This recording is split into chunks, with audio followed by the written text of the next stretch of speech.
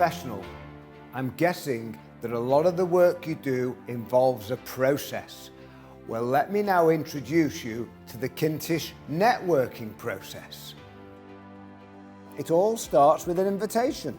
If you don't accept an invitation, the rest of it is pretty redundant. Because when you accept an invitation, you're going to meet people, you're going to start building relationships, which means once you start building relationships, the best way to do this is to ask questions about them.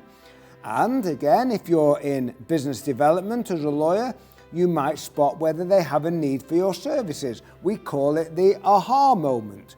More about that in a few moments.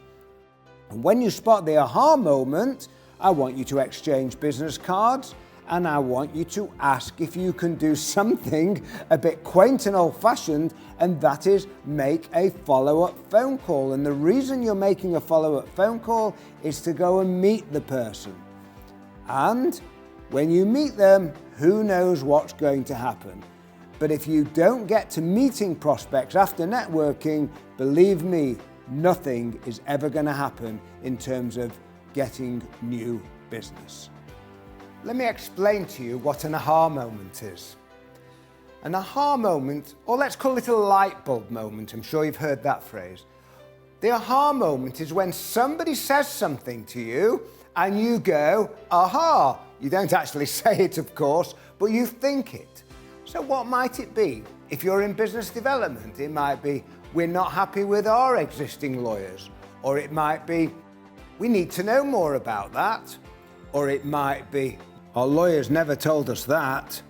That's interesting, maybe we should talk further about that. Or, we've got a real problem with that. Or our problem at the moment is. That is what an aha moment is.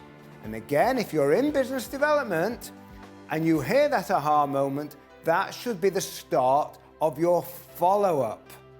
No selling, but you ask a few more questions and then you exchange business cards, and I'll explain how to deal with the business cards later.